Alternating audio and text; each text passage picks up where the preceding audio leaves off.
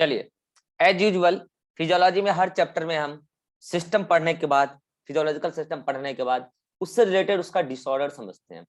जैसे कि आपने डाइजेस्टिव सिस्टम पढ़ने के बाद डाइजेस्टिव डिसऑर्डर देखा कई सारा, जैसे कि आपने एक्सक्रीटरी सिस्टम पढ़ने के बाद एक्सक्रीटरी डिसऑर्डर देखा कई सारा, आपने नर्वस सिस्टम पढ़ने के दौरान भी आपने नर्वस सिस्टम देखा कई सारा, आपने एंडोक्राइन सिस्टम पढ़ने के दौरान एंडोक्राइन डिसऑर्डर देखा कई सारा। ऐसे ही जब आपने मस्कुलर सिस्टम अभी पढ़ लिया तब हम देखते हैं कुछ मस्कुलर डिसऑर्डर, ठीक है, जिसमें सबसे पहला डिसऑर्डर माइस्थीनिया ग्रेविस, बहुत ही पॉपुलर डिसऑर्डर है, ठीक है। और कई बार इसको आमतौर पे जीके वगैरह में इसको अमिताभ बच्चन डिसऑर्डर भी कहते हैं। क्यों कहते हैं? अमिताभ बच्चन साहब को डिसऑर्डर इनिशियल स्टेज में जब हुआ था उन्होंने ट्रीट करवा लिया था। उन्होंने ट्रीट कैसे करवाया था? उन्होंने रिसेप्टर ग्रो करवा लिया आर्टिफिशियली, ठीक है। हालांकि उसका डिटेल तो मुझे भी उतना डिटेल नहीं पता है, लेकिन इतना पता है कि उन्होंने ट्रीटमेंट करा लिया था, उनके पास पैसा बहुत है तो उन्होंने करवा लिया। लेकिन इन जनरल आम व्यक्ति इसका ट्रीटमेंट नहीं करा पाता है। होता क्या है इस डिसऑर्डर में, आइए समझते हैं माइस्थीनिया ग्रेविस में होता क्या है। मैं आपको याद दिलाता हूँ कि ये याद करो कि ये था muscular sorry skeletal muscle fibre, याद आ रहा होगा, ये स्केलेटल मसल फाइबर, ठीक है। ये सार्कोलीमा, याद करो सार्कोलीमा में इस तरीके से कौन होता था? Neuromuscular junction. और ये कौन है? ये है एक्सोलीमा। हाँ, तो ये क्या है? ये है मोटर न्यूरॉन, और ये मोटर न्यूरॉन का क्या है? टीलोडेंड्रिया, ठीक है। अब आपको पता है कि टीलोडेंड्रिया का लास्ट वाला पार्ट क्या होता है? जाके लास्ट में सिनेप्टिक नोब, और सिनेप्टिक नोब के अंदर कई सारा क्या होता है? सिनेप्टिक वेसिकल, ये देखो। और सिनेप्टिक वेसिकल के अंदर क्या होता है? स्टाइल कोलिन, ये सब आप पढ़ चुके हैं, ठीक है जी। और यहाँ पे उसका होता है स्टाइल कोलिन रिसेप्टर। कहाँ पे? ये जो सार्कोलीमा है, पोस्ट सिनेप्टिक मेम्ब्रेन जो है वहां पे होता है स्टाइल कोलिन रिसेप्टर, ये दिख रहा है स्टाइल कोलिन रिसेप्टर, ठीक है जी, ये स्टाइल कोलिन रिसेप्टर। अब होता क्या है in the case of myasthenia gravis, ये एक प्रकार का ऑटो इम्यून डिसऑर्डर है। क्या बोल रहा हूं मैं? Auto immune disorder. कल मैं आपको स्टार्ट करने वाला हूं इम्यूनिटी, मतलब कि ह्यूमन हेल्थ डिजीज वाला चैप्टर में इम्यूनिटी पढ़ाऊंगा, कल से स्टार्ट हो जाएगा आपका। तो उसमें आएगा एक टॉपिक ऑटो इम्यून डिसऑर्डर। देखो इन जनरल मैं आपको एक ब्रीफ देता हूं। इन जनरल होता है क्या है कि हमारे बॉडी में कोई फॉरेन पार्टिकल आता है ना, तो कोई फॉरेन पार्टिकल हमारे बॉडी में एज अ एंटीजन एक्ट करता है, इन जनरल यही होता है। लेकिन कई बार क्या होता है, हमारा बॉडी हमारे ही सिस्टम के खिलाफ, हमारे ही बॉडी ऑर्गन के खिलाफ एंटीबॉडी बनाने लगता है। इन जनरल क्या होता है, फॉरेन पार्टिकल के लिए एंटीबॉडी बनता है जो कि एंटीजन की तरह करता है। लेकिन कई बार हमारा ही बॉडी हमारे ही बॉडी के खिलाफ एंटीबॉडी बनाने लगता है, तब जाके जो रोग हो जाता है इसकी वजह से, उसको बोलते हैं auto immune disorder. In the case of ऐसा कई सारे एग्जांपल ऑटो इम्यून डिसऑर्डर के हम पढ़ने वाले हैं इम्यून सिस्टम में, ठीक है। In the case of myasthenia gravis, ये जो एस्टाइल कोलिन रिसेप्टर है ना, ये जो एस्टाइल कोलिन रिसेप्टर है, इस एसिटाइल कोलिन रिसेप्टर के खिलाफ बनने लगता है एंटीबॉडी। और खास करके यहाँ जो एंटीबॉडी बनता है, एंटीबॉडी मैं आपको पढ़ाऊंगा इम्यूनिटी में, एंटीबॉडी का 5 क्लास होता है, IgA, IgG, IgM, IgE, IgD। तो यहाँ जो बनता है वो बनता है स्पेसिफिकली IgG क्लास वाली एंटीबॉडी। होता क्या है, दो तरीके की बातें होती है मोस्टली केसेस, मतलब कि दो तरीके के पेशेंट देखे गए माइस्थीनिया ग्रेविस के। कुछ केसेस में तो क्या होता है कि ये रिसेप्टर यहाँ से डिस्ट्रॉय कर दिया जाता है, इरेज कर दिया जाता है, लाइक दिस। लेकिन कई केसेस में ऐसा होता है कि रिसेप्टर डिस्ट्रॉय नहीं हुआ है, उसके साथ जाके एंटीबॉडी बाइंड कर गया है, लाइक दिस। अब जब उसके साथ एंटीबॉडी बाइंड कर जाए या फिर रिसेप्टर ही डिस्ट्रॉय हो जाए, तो मुझे बताओ अल्टीमेटली क्या होने वाला है कि एसिटाइल कोलिन रिसेप्टर बाइंड नहीं कर पाएगा, किसके साथ? रिसेप्टर के साथ।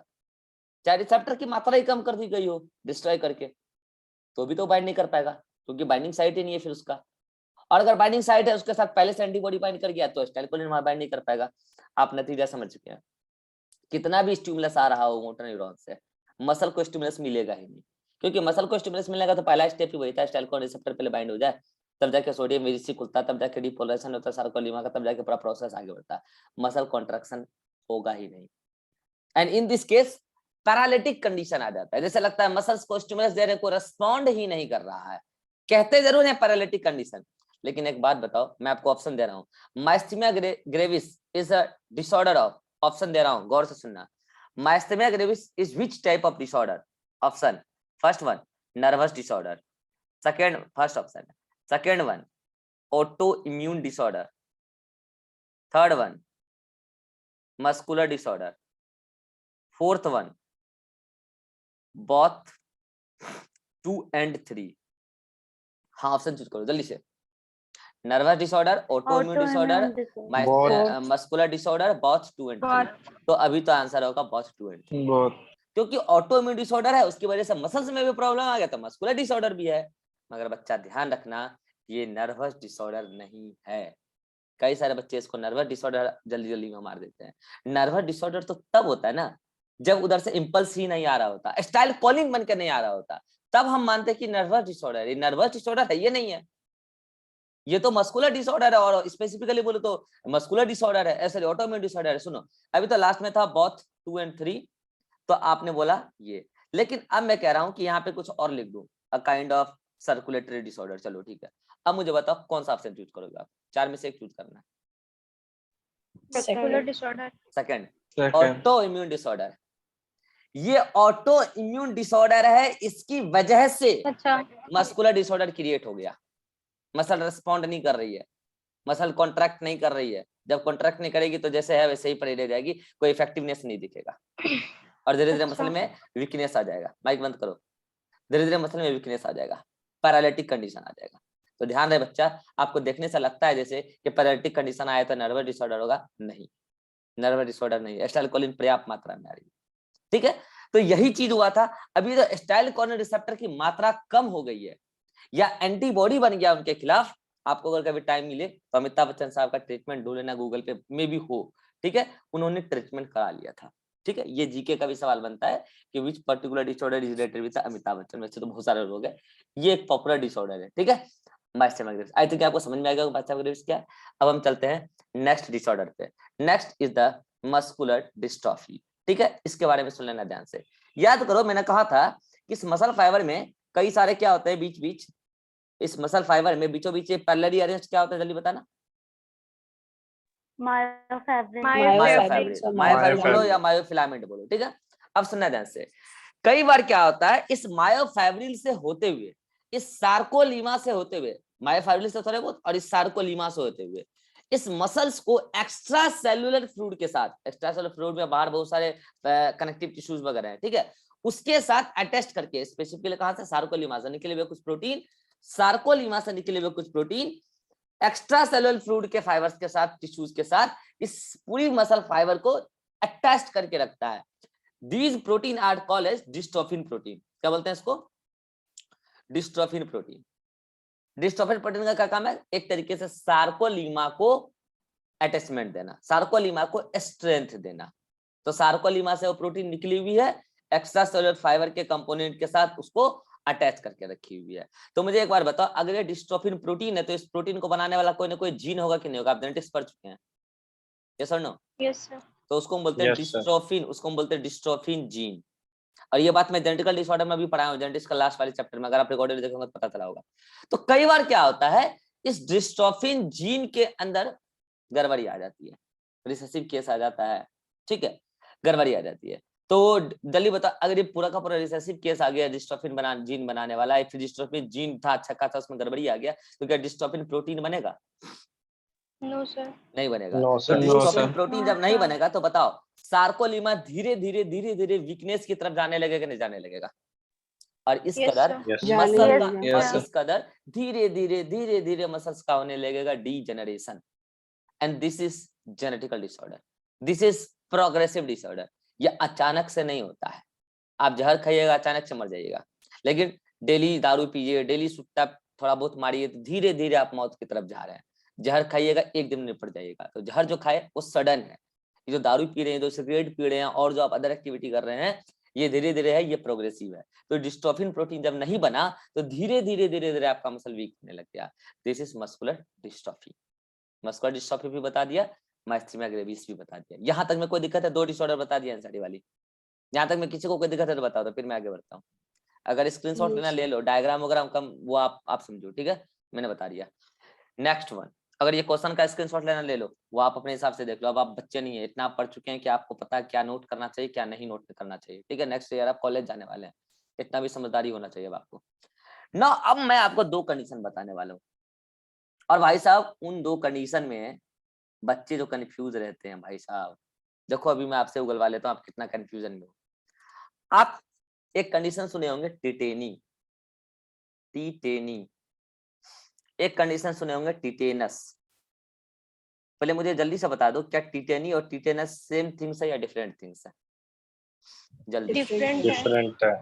कह रहे हैं Dif- अलग अलग अलग कॉलम में लिखे हैं तो अलग ही होगा, सेम तो नहीं होगा, इतना तो बुद्धि अब आ ही गया है। कह रहे हैं एक रहता तो यहीं पे लिख देते। चलो ठीक है, मान लिया डिफरेंट है, तो कौन बताना चाहेगा कि टिटेनी और टिटेनस में क्या डिफरेंस है? टिटेनी का तो पता है कि मसल कॉन्ट्रैक्ट कर जाता है बहुत अच्छा, ज्यादा फिर vigorous। टिटेनस में क्या होता है? फिर टिटेनस में क्या होता है?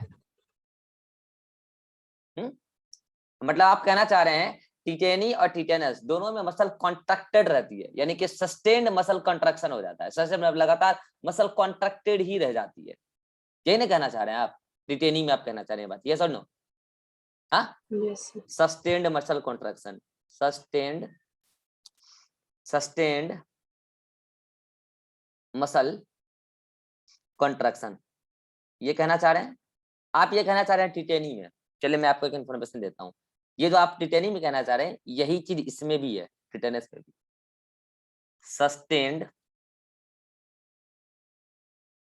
Sustained muscle contraction. अब बताओ टिटेनी और टिटेनस सेम थिंग्स या डिफरेंट थिंग्स? अब बताओ टिटेनी और टिटेनस सेम थिंग्स या डिफरेंट थिंग्स? सर डिफरेंट है। अभी भी डिफरेंट है? हाँ राजेश्वरी, टिटेनी और टिटेनस सेम थिंग्स या डिफरेंट थिंग्स? जल्दी बताओ। पता नहीं। अब आप बोल रहे हो पता नहीं, बताओ। अभी तो बोल रहे थे डिफरेंट थिंग्स हैं। चलो ठीक है विवेक, मान लिया डिफरेंट है, फिर क्या अंतर है दोनों में? तो मैंने लिख दिया सस्टेन मसल कॉन्ट्रैक्शन, इधर भी सस्टेन मसल कॉन्ट्रैक्शन। सस्टेन मतलब मसल लगातार कॉन्ट्रैक्टेड ही है, ठीक है? तो फिर क्या सर सर टिटेनी टिटेनी में कैल्शियम की वजह से प्रॉब्लम होता है, अच्छा, कैल और लो अमाउंट की वजह से, और जो टिटेनस है वो बैक्टीरिया के द्वारा ये लड़का मेरे से पढ़ा है मतलब कुछ इसलिए बोल टॉक्सिक रहा है। वगैरह जो रिलीज करता है ठीक वो। है, लड़का मेरे से पढ़ा है पहले ऑफलाइन में, है कि नहीं? इसको याद है। अच्छा, ऐसे ही सारी बातें याद करो। Yes sir. Sustain muscle contraction due to offline में पढ़ा है लड़का इसलिए इसको याद है, due to low calcium level, low calcium +2 level, ठीक है? और इधर भी सस्टेन मसल कॉन्ट्रैक्शन ही है, मगर due to bacterial toxin, due to bacterial toxin, and these toxin are called as titanospasmin, and it is released from a bacteria,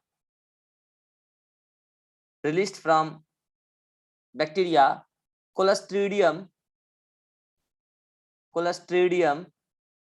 tetani, Clostridium tetani bacteria का नाम है, नॉट की कंडीशन। लिख देता हूं, a bacteria release from a bacteria Clostridium tetani। आइए अब दोनों को समझाते हैं, दोनों में क्या डिफरेंस है। और भाई साहब इससे रिलेटेड जब क्वेश्चन आता है ना तो बच्चा को एक ही लगता है क्वेश्चन, अभी मैं क्वेश्चन भी कराऊंगा 3-4, ठीक है? चलो टिटेनी में क्या होता है समझिएगा ध्यान से, टिटेनी में क्या होता है तब बताऊंगा टिटेनस में क्या होता है। देखो ये अच्छा एक वर्ड मैं आपको और बताता हूँ, एक वर्ड और बताता हूँ।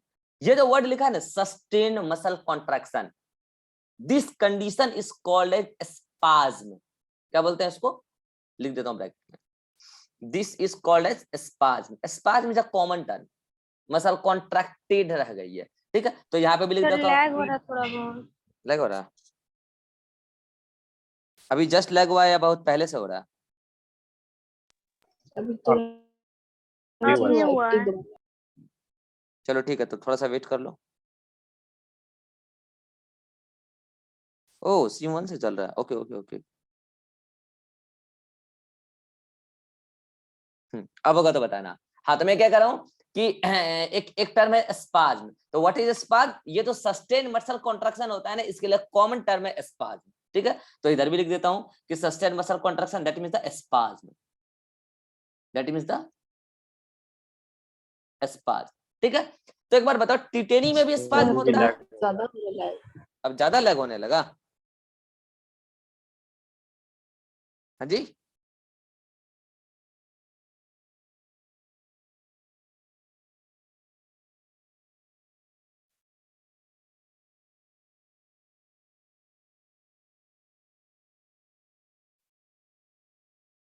अरे यार बताओ, ये नेटवर्क की वजह से मेरा इतना मेहनत बेकार हो गया। इधर भी क्वेश्चन लिख के रखा था वो भी चला गया है, उधर लिख के रखा था वो भी चला गया, दोनों तरफ का मेहनत चला गया। चलो कोई बात नहीं, फिर से लिखता हूँ मैं। चलो अच्छा बात है, आपका रिवीजन हो जाएगा। चलो जल्दी से बताओ, दो कंडीशन मैंने यहाँ पे लिखा था। एक लिखा था मैंने यहाँ पे टी टेनी, और इधर मैंने लिखा था टीटेनस। अभी भी कर रहा है क्या lag? No, no sir. Sir. तो आप मुझे जल्दी से बताइए, इस दोनों में कॉमन क्या है? इस दोनों में कॉमन क्या है, जल्दी बताओ, कॉमन क्या है? Contraction, sustain muscle contraction means muscle. Spasm, means spasm, sustained muscle contraction, muscle लगातार कॉन्ट्रैक्ट हो रही है। ठीक है, इधर भी है सस्टेन्ड मसल कॉन्ट्रैक्शन, दोनों में वही हो रहा है। और इसके लिए कॉमन वर्ड है, सस्टेन मसल कॉन्ट्रैक्शन के लिए कॉमन वर्ड है, दैट मींस द, बोलो, स्पाज्म। Spasm. बट डिफरेंस क्या है? ड्यू टू, इसमें टिटेनी में due to due low to low calcium. Calcium plus 2 level in ECF, extra cellular fluid, यानी कि ब्लड बोल लो, एक्स्ट्रा सेलुलर फ्लूइड, क्योंकि इससे सही ब्लड में आता है। ठीक है, और इधर क्या है? Due to bacterial toxin, due to bacterial toxin, that is, इस बैक्टीरियल टॉक्सिन का भी नाम बताया हूं, जल्दी बोलो, जल्दी बोलो, टिटेनो एस्पाजमीन। ये किससे रिलीज होता है? अभी नाम बताया हूं, टिटेनो एस्पाजमीन किससे रिलीज होता है? कोलेस्ट्रोडियम, कोलेस्ट्रोडियम से release from a bacteria, bacteria, Clostridium tetani, उस बैक्टीरिया से रिलीज होता है। ठीक है, जहां तक मैं बता चुका हूं। अब समझना ध्यान से, इसमें क्या डिफरेंस है, इसको ध्यान से समझने की जरूरत है। देखो होता क्या है, पहली बात कि इधर जो मैंने आपको बताया है कि लो कैल्शियम लेवल, ये लो कैल्शियम लेवल दो कारणों से हो सकता है। सुना ध्यान से, तब इसका ट्रीटमेंट भी आपको समझ में आ जाएगा। ये लो कैल्शियम लेवल ब्लड में दो कारणों से हो सकता है। One, due to low calcium plus 2 uptake in diet. आप दूध पीते नहीं है, दही खाते नहीं है, तो होगा ऐसा, फर्स्ट वन। दूसरा, कोई बच्चा बता सकता है कि ईसीएफ में कैल्शियम प्लस 2 लेवल एक और कारणों से हो सकता है कम?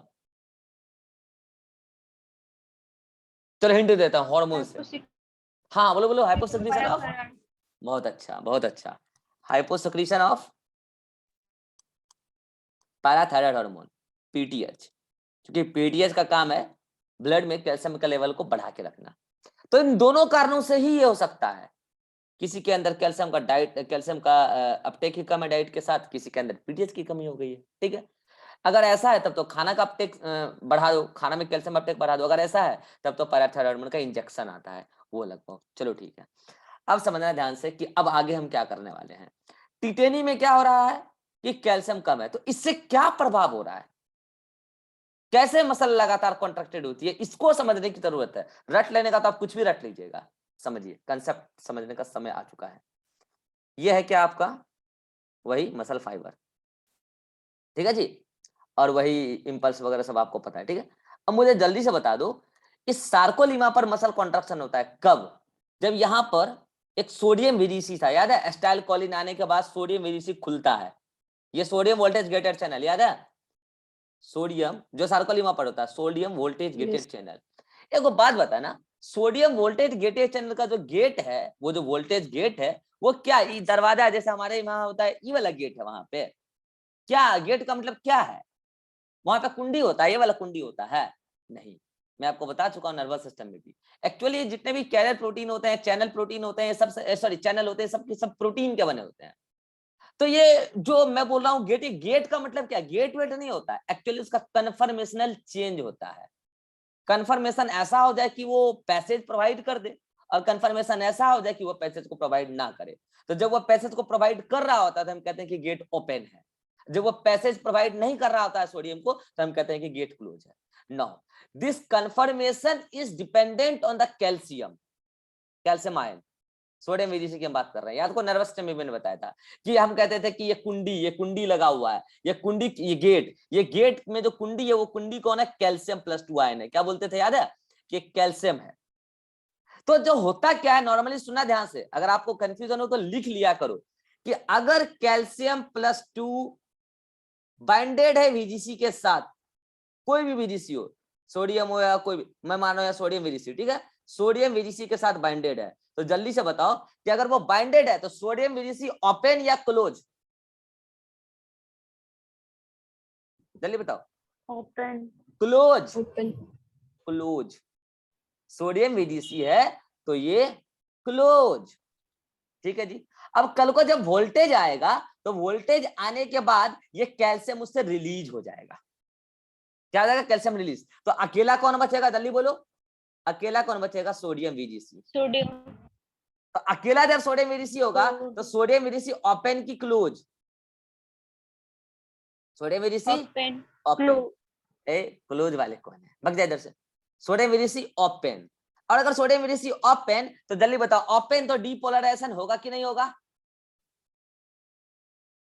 डीपोलराइजेशन होगा ना? डीपोलराइजेशन होगा तो सार्कोलीमा पे पूरी प्रोसेस चलेगी, तो मसल कॉन्ट्रैक्शन स्टार्ट होगा कि नहीं होगा? होगा। अब मैं बता रहा हूं कि टिटेनी में क्या होता है। टिटेनस तो एक झटके में समझ में आएगा, टिटेनी में क्या होता है। टिटेनी में आपके ईसीएफ में कैल्शियम कम है। अब सुना, ईसीएफ में कैल्शियम अगर एक आध दिन के लिए कम है तो कोई प्रॉब्लम नहीं है। कारण क्योंकि sarcoplasm reticulum is a storage house of calcium in skeletal muscle, लेकिन एक बार बताओ, आप कैल्शियम खाते ही नहीं, दूध नहीं पीते हो, दही नहीं खाते हो, खाते ही नहीं हो साफे, या फिर आपके अंदर पैराथायराइड होने की कमी हो गई है किसी कारण से, तो एक बार बताओ, ये कैल्शियम डेफिशिएंसी लॉन्ग टाइम तक होगा या शॉर्ट इंटरवल के लिए होगा? लॉन्ग टाइम तक होगा। अगर लॉन्ग टाइम तक होगा, एक बात बता, सार्कोप्लाज्मिक रेटिकुलम भी अपने यहाँ कैल्शियम पैदा किया था क्या? या पैदा करता रहता है क्या कैल्शियम? माइनिंग इंडस्ट्री है वहां पे, पत्थर तोड़ के कैल्शियम निकाला, ऐसा तो नहीं है ना? वो भी ईसीएफ से ही लेके स्टोर करता है ना जी अपने अंदर, ये सर नो। यानी कि कैल्शियम अपटेक जो स्टोर जो हो रहा है सार्कोप्लाज्मिक रेटिकुलम के अंदर, वो भी तो ईसीएफ कैल्शियम पे डिपेंडेंट है ना। तो एक बार बताओ, अगर ईसीएफ में कैल्शियम की कमी हो गई तो प्रोलॉन्ग्ड, लंबे समय तक, तो सार्कोप्लाज्मिक रेटिकुलम में भी कैल्शियम की कमी हो जाएगी कि नहीं हो जाएगी? स्टोरेज हाउस में भी कैल्शियम की कमी पड़ जाएगी। अब सुनना ध्यान से, यानी कि पूरा का पूरा कैल्शियम कम हो चुका। अब ईसीएफ में जो कम हुआ उससे क्या प्रभाव होगा वो मैं आपको बता रहा हूं। सार्कोप्लाज्मिक रेटिकुलम में कम हुआ उससे क्या प्रभाव होगा कि अगला मसल कॉन्ट्रैक्शन में प्रॉब्लम आएगा, अगला स्टेज नहीं हो पाएगा मसल कॉन्ट्रैक्शन। लेकिन ये जो ईसीएफ में कमी आया उससे मैं बता रहा हूं क्या होगा। अगर कैल्शियम की कमी आ गई ईसीएफ में, तो एक बार बताओ, सोडियम वीडीसी ओपन होगा कि हमेशा खुले रहेगा? कैल्शियम की कमी हो गई है, आप सोच के बताओ दिमाग में। खुला ही रहेगा। खुला ही रहेगा, क्योंकि उसको बंद करके रखने का काम कौन करता था? बंद करके काम करता था कैल्शियम। तो अगर पर्याप्त मात्रा कैल्शियम रहता था तो सोडियम वीडीसी का ओपनिंग क्लोजिंग का प्रॉपर वे में चलता था। कैल्शियम की कमी हो गई है तो सोडियम वीडीसी ओपन ही रहेगा। एक बार बताओ, सोडियम वीडीसी को अगर इंपल्स ना मिले तो भी वो ओपन रह जाएगा कि नहीं रह जाएगा? रह जाएगा। सोडियम वीडीसी को अगर इंपल्स ना मिले तो भी वो ओपन रह जाएगा। अब एक बात बताओ, उसको अगर तो भी वो ओपन रह जाए तो सार्कोप्लाज्म पे डीपोलराइजेशन हमेशा चलते रहेगा। और क्या, सोडियम आता जा रहा है, डीपोलराइजेशन चलते जा रहा है। अगर ऐसा होते जा रहा है तो सुना ध्यान से, जो स्टोरेज हाउस है सार्कोप्लाज्मिक रेटिकुलम, वो तो थोड़ा बहुत कैल्शियम स्टोर करके रखता है energy, as compare to ECF उसके अंदर तो काफी स्टोरेज है कैल्शियम का। तो पहले सार्कोप्लाज्मिक रेटिकुलम का कैल्शियम खत्म नहीं हो जाएगा तुरंत, बाद में प्रभाव दिखेगा। तो स्टार्टिंग पीरियड में क्या होगा कि कैल्शियम घटा है ईसीएफ में, तो सोडियम वीसीसी खुले रह रहा है। जब खुले रह रहा है तो डिपोलेशन होता जा रहा है सार्कोलिमा पे, सार्कोलिमा पे डिपोलेशन होते जा रहा है, तो इंपल्स एल टिब्यूल में पहुंचता जा रहा है, टी टिब्यूल से एल टिब्यूल में, सार्कोप्लाज्मिक रेटिकुलम में, और वहां पे जो कैल्शियम है वो रिलीज हो जा रहा है और मसल कॉन्ट्रैक्ट हो रहा है, और मसल कॉन्ट्रैक्टेड स्टेज में ही रह रहा है, रिलैक्स होने का टाइम ही नहीं मिल रहा है। क्योंकि मसल रिलैक्स तब होगा ना जब एक बार रिपोलेशन हो। हेलो, मसल रिलैक्स तब हो ना जब रिपोलेशन हो। जब लगातार डिपोलेशन चल रहा है तो रिपोलेशन कहां से हो जाएगा, संभव ही नहीं है।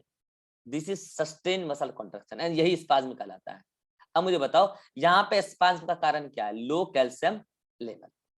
और ये लो कैल्शियम लेवल का दो कारण हो सकता है, या तो कैल्शियम अपटेक या तो पीटीएच का कमी। अब इसका ट्रीटमेंट सोचो, टीटेनी का ट्रीटमेंट बोलो जल्दी से। अगर लो कैल्शियम अपटेक हुआ है किसकी वजह से, डाइट में कमी की वजह से, डॉक्टर बोलेगा, तो डॉक्टर उसका पीटीएस हार्मोन लेवल चेक कर लेता है ब्लड में, कहता है अरे पीटीएस नॉर्मल है, खाओ पियो मस्त रहो चंगे हो जाओ, ठीक हो जाएगा। अगर देखता है पीटीएस की कमी है तब उसको रिकमेंड करते हैं कि आप पीटीएस का इंजेक्शन लो, पीटीएच का इंजेक्शन लो, क्योंकि आपके अंदर कैल्शियम अच्छा खासा आप खा रहे हो, पीटीएच की कमी है, तब ये चीजें सही हो जाएगी। तो बोलो टिटेनी समझ में आ गया। टिटेनी का मैकेनिज्म अगर पूरा ब्रीफ कर देता हूँ कि भाई साहब कैल्शियम ईसीएफ में कम हो गया है, ईसीएफ में अगर कैल्शियम कम हुआ है तो थोड़े समय तक आपका सार्कोप्लाज्मिक रेटिकुलम में जो कैल्शियम स्टोर उससे तो काम चल जाएगा, लेकिन लॉन्ग समय के बाद उसमें भी कमी आ जाएगा, तब तो मसल ही निपट लेगा। ठीक है, मैं इनिशियल स्टेज की बात कर रहा हूँ। इनिशियल स्टेज में आप डॉक्टर के पास पहुंच जाते हो, देर से पहुंचे तब तक तो आपका मामला ही हो सकता है निपट जाए। अगर एक बार पता है आपको टिटेनी से आपका डेथ भी हो सकता है, को बता सकता है कैसे? डायफ्राम में जो मसल है ना, यस सर, अगर ये लॉन्ग टर्म नहीं, डायफ्राम में जो मसल है, प्रोसेस अगर हो जाएगा रेस्पिरेटरी मसल, अगर वो लगातार कॉन्ट्रैक्टेड रह गया ना, रिलैक्स नहीं होगा ना, आपका ब्रीदिंग रुक जाएगा, मर भी जाओगे आप, डेथ भी हो जाएगा। इसलिए स्पाज्म अगर रेस्पिरेटरी मसल में हो गया तो आपका डेथ भी हो सकता है, ध्यान रखना। इसलिए कैल्शियम का लेवल मेंटेन रखो हमेशा, ठीक है। और ऐसा केसेस, ये डेथ का केसेस कई सारे रिपोर्ट किया गया, ठीक है। हाँ, तो क्या हो रहा है, कैल्शियम ईसीएफ में कम है, ईसीएफ में कम है, तो क्या हो रहा है कि सोडियम वीसीसी खुले रह रहा है, बिना अननेसेसरी स्टिमुलस आ रहा है, जो कि स्टिमुलस नर्वस सिस्टम ने भेजा भी नहीं है, ठीक है। अननेसेसरी स्टिमुलस आ रहा है, अननेसेसरी स्टिमुलस आ रहा है, अननेसेसरी डिपोलेशन होता जा रहा है, लगातार कंटीन्यूअस डिपोलेशन, रिपोलेशन होने का टाइम ही नहीं मिल रहा है, तो उसकी वजह से मसल लगातार कॉन्ट्रैक्टेड ही रह जा रहा है, रिलैक्स होने का टाइम नहीं मिल रहा है। This condition is called tetany. अब आते हैं टिटेनस पर। ये क्या करता है, बैक्टीरिया है नाम है क्लोस्ट्रीडियम टिटेनी। ये बैक्टीरिया एक टॉक्सिन रिलीज करता है, टॉक्सिन मतलब जो हार्मफुल हो, टॉक्सिन का नाम है टिटेनोस्पाज्मिन, नाम से पता चल रहा है कि स्पाज्म कराने वाला क्लोस्ट्रीडियम टिटेनी के द्वारा रिलीज किया बैक्टीरिया, मतलब रिलीज किया गया टॉक्सिन टिटेनोस्पाज्मिन। ये भाई साहब क्या करता है, देखो यार ये क्यों कॉल कर रहा है, तो ये भाई साहब क्या करता है टिटेनोस्पाज्मिन, ये लगातार स्टिमुलस देता रहता है, किसको,